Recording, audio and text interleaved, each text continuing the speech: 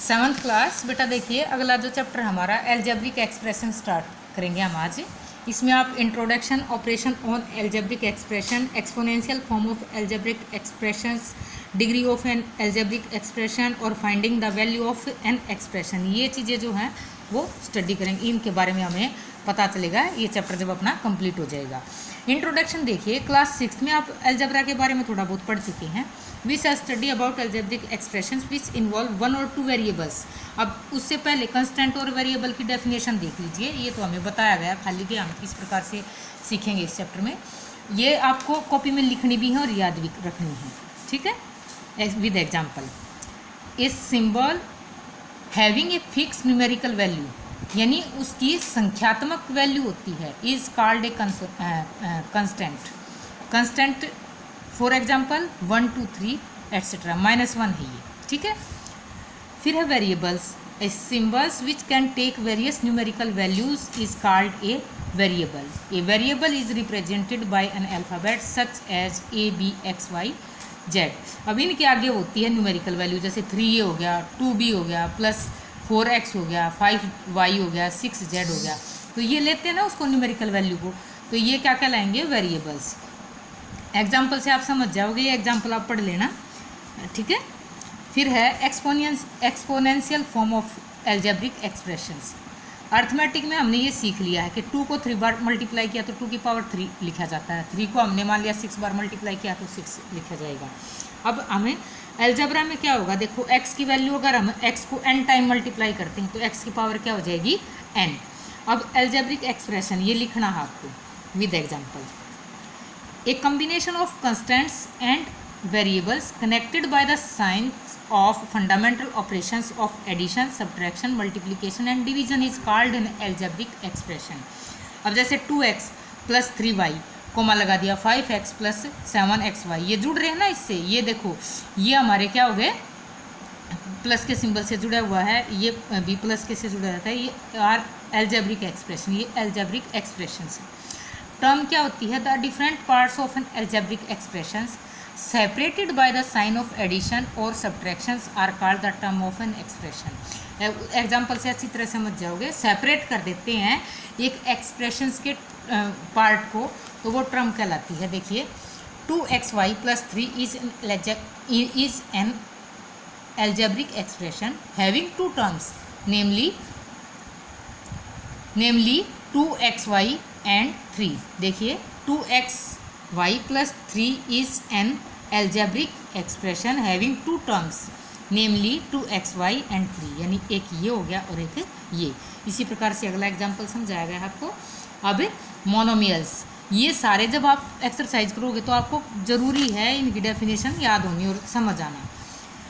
N algebraic expression containing only 1 term is called a monomial. केवल एक term होती है, देखो ये खाली 9 है, 7x है, ठीक है, कोमा आ गया बीच में, तो ये क्या है? Monomials. Binomials, an algebraic expression containing 2 terms is known as binomials. 2 terms 3x + 9 हो गया, इसमें ये 5x + 3y।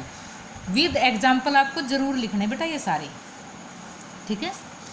ट्रिनोमियल्स, an algebraic expression containing 3 term is called. इसमें कितनी टर्म होंगी? 3 टर्म। मैंने आपको समझा दिया है पहले ही क्या होती है।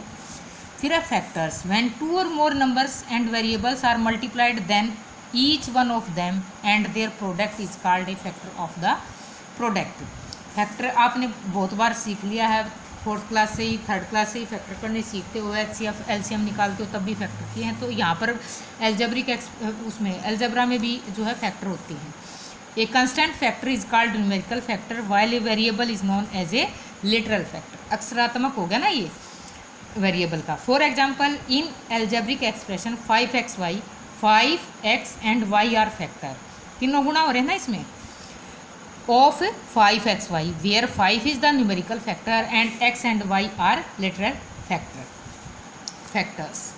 Coefficient, the numerical part of a term is the coefficient of the term. For example, in algebraic expression 5x² y, 5 is the coefficient of this term. दूसरे एग्जाम्पल से भी समझा देती हूँ। मान लिया -3y है, तो इसका कोफिशिएंट क्या हो जाएगा? -3। क्या हो जाएगा? -3। Constant term, constant is a number which has a fixed numerical value, जिसकी फिक्स्ड न्यूमेरिकल वैल्यू होती है।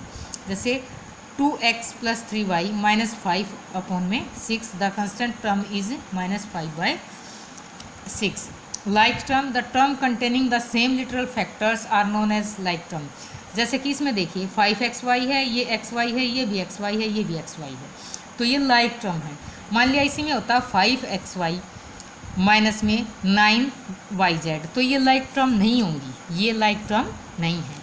Unlike term, the term containing different literal factors are known as unlike term, ये हो जाएगी अनलाइक टर्म। ठीक है, फिर है degree of the term of an algebraic expression involving one variable.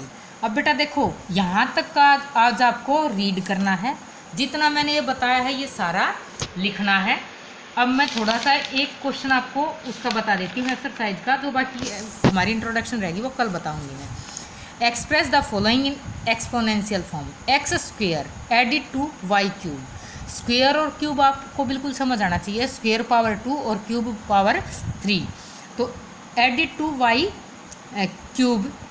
तो हम x² करेंगे और उसको y के क्यूब में ऐड कर देंगे। तो इसमें यह भी हो सकता है y को पहले लिखें हम और प्लस में x² लिखें, प्लस में x²। ठीक है, ये मैंने आगे लिख दिया था। a⁻⁴ subtracted from b³ b की पावर 3 किया, सब्ट्रैक्टेड फ्रॉम b³ b का क्यूब किया, और उसमें से a की पावर कितने तक उठा दी मैंने, 4 तक। उस वैसे लेटर में लिखो तो इसको ऐसे लिख सकते हो, a की पावर 4। ठीक है, एक ही बात है। b³ increase by c, increase decrease होता तो माइनस कर देते, इंक्रीज है तो प्लस हो गया। 6 times x² increase by 5 times y, 6xy। ठीक है, is equal to 6x² plus 5y। ठीक है, अब ये इसके साथ मल्टीप्लाई है ना, p की पावर जो है 7 टाइम्स p मल्टीप्लाई किया तो p की पावर कितनी हो जाएगी, 7।